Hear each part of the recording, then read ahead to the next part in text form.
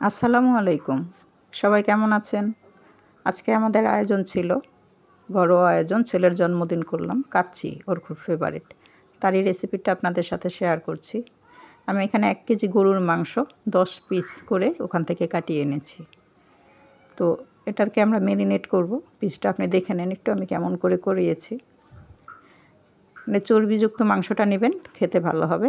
1 cup টক দই দিয়ে দিলাম। এখানে 1 টেবিল চামচ ইউজ করছি আমি। আপনি টেবিল চামচ ইউজ করলে 1 টেবিল চামচ করে দিবেন। 1.5 টেবিল চামচ আদা, 1.5 টেবিল চামচ রসুন।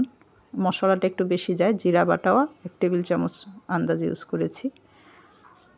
তারপর যেখানে মশলাগুলো আমরা ইউজ করি সেগুলো হচ্ছে আপনি চাইলে রাঁধুনির বা যে কোনো ব্র্যান্ডের কাচ্চি মশলা দিতে পারেন। আমি আমার ঘরের তৈরি মশলা দিয়েছি। লাল মরিচটা এখানে ইউজ করেছি। এটাতে যেহেতু একটু ঝাল হলে খেতে ভালো লাগে, মশলার ব্লেন্ডিংটা, মশলাটা আমি দিয়ে দিচ্ছি ঘরে তৈরি। 3 চামচ দিলাম। মরিচও 3 চামচ দিয়েছি। সাথে যাবে হচ্ছে আপনার এটার ভালো একটা ফ্লেভার আনার জন্য জিরাটা বেটে ইউজ করবেন। গোলমরিচ কাচ্চির অনবদ্য একটা মশলা। গোলমরিচটা দিয়ে দিব আমরা। কালো গোলমরিচ ইউজ করেছি, তাই আমি এটা উঁচু করে 1 চামচ দিয়েছি। বেশি দিলে গলায় লাগবে ঝালটা, তাই কম দিলাম না, বাচ্চারাও যাতে সহজে খেতে পারে। স্বাদ মতো লবণ, যার যার পছন্দ মতো আমি 1.5 চামচ এখানে দিয়ে নিয়েছি। এটাকে সব কিছুর পর আমি যেখানে ইউজ করব সেটা হচ্ছে সামান্য 1 চিমটে ইউজ করেছি এখানে জয়ফল। এটা মাংসটাকে সেদ্ধ করবে, একটু আলাদাভাবে দিয়ে দিলাম। আর ধনিয়া গুঁড়া সর্বশেষ অ্যাড করছি 1/2 কাপের মতো সরিষার তেল। সরিষার তেল দিয়ে করবেন, সব সময় এটা খেতে অনেক ভালো লাগবে। আমরা বাইরের কাচ্চি খাই, বিশ্বাস করুন ঘরে যখন এই প্রসেস একবার করবেন তখন আপনার আর বাইরের কাচ্চি ভালো লাগবে না। আপনি চাইলে এটা খাসি দিয়েও করতে পারেন, কিন্তু আমার ছেলের গরু দিয়ে পছন্দ, তাই আমি এটা গরু দিয়ে করছি। এটাকে আমি ওভারনাইট ফ্রিজে রেখে দেব। এই হাতে মাখাটার উপরেই হচ্ছে এটার আসল স্বাদ চলে আসবে। আপনাকে একটু সময় ধরে 5 থেকে 7 মিনিট এটাকে সময় ধরে খুব চটকে মশলাটা ভিতরে ঢুকতে পারে ওইভাবে করে মেখে নিতে হবে। খুব ভালো করে মেখে এটাকে আমি ওভারনাইট ফ্রিজে ঢেকে রেখে দিব। তাতে কি হবে, মাংসের প্রতিটা রোয়াতে আপনি ফ্লেভারগুলো পাবেন। এদিকে পরের দিন আমি রান্নায় চলে আসছি। সকাল সকাল রান্না করছি, দুপুরে সবাই লাঞ্চ করবে মেহমানরা।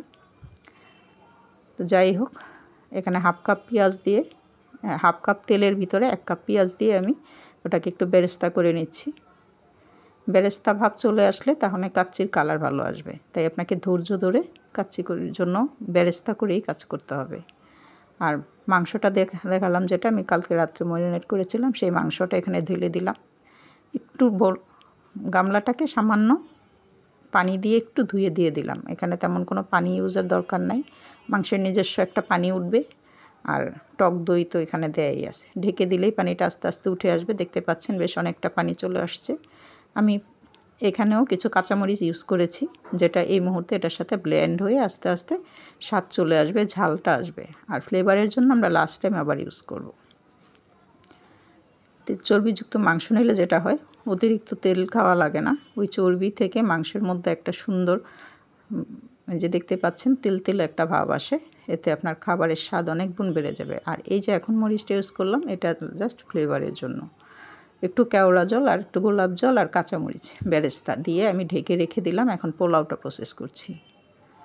পোলাওটা এটা আমাদের অনেক চালটাকেও আমরা হাফ সেদ্ধ করে নিলেও পারি।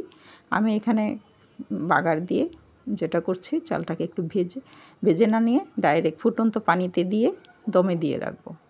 একটু পানি কম দিব যাতে আমরা পরবর্তী দমে দিলেও ঝরঝরে থাকে। রাইসটা আমার এখানে আছে 1 কেজি। 1 কেজির থেকে আমি 1/2 কাপ পানি কম দিয়েছি, দেখতেই পাচ্ছেন। রাইসটা বসিয়ে দিলাম। 1/2 কাপ দুধ দিয়ে দিয়েছি পানিটার ভিতরে, যেন একটা ভালো স্বাদ আসে। স্বাদ মতো লবণটা এখানে ইউজ করে দেবেন। যে রাইসটা আমার 15 মিনিট পর হয়ে গেছে। হয়ে যাওয়ার পর এখন যেহেতু দমে দেব, আমি রাইসটাকে নামিয়ে উল্টে পাল্টে প্রসেস করছি। প্রসেসটা একটু খেয়াল করলে পারবেন। সবাই দম করে, আপনি দম না করে এভাবে করেন যারা একটু নতুন রাঁধুনি, একটু ভয় পান বা একটু ইউনিক কিছু খেতে চান। এভাবে লেয়ার করছি। এখন বেরেস্তা দিব। আপনি চাইলে এখানে কিশমিশ, বাদাম, এখানে একটু কনডেন্স মিল্ক এগুলো ইউজ করতে পারেন। আমি যেহেতু ডায়াবেটিস সবারই মেহমান, আমি ঘি আর বেরেস্তা ইউজ করছি। আর আলু বোখারা কিশমিশ এটা আমি রান্নার সময় দিয়ে দিয়েছি, তো যার ফলে এখানে আর আলাদা করে আমি কিছু দিচ্ছি না।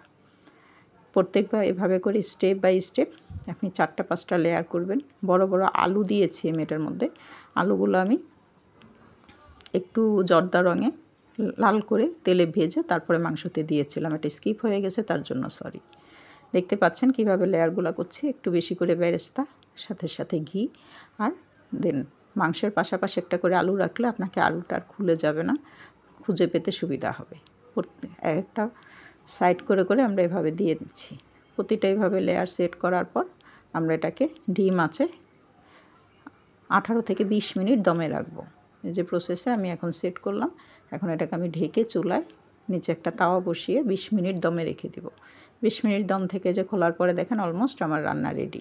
এখন আমি যে সার্ভ করলাম, বোরহানি করেছিলাম, সেদ্ধ ডিম, একদম সিম্পলভাবে, সিম্পল আয়োজন ছিল। সবাই দোয়া করবেন, পাশে থাকবেন। সবাইকে আবারও অনেক ধন্যবাদ ধৈর্য দেওয়ার জন্য। আসসালামু আলাইকুম।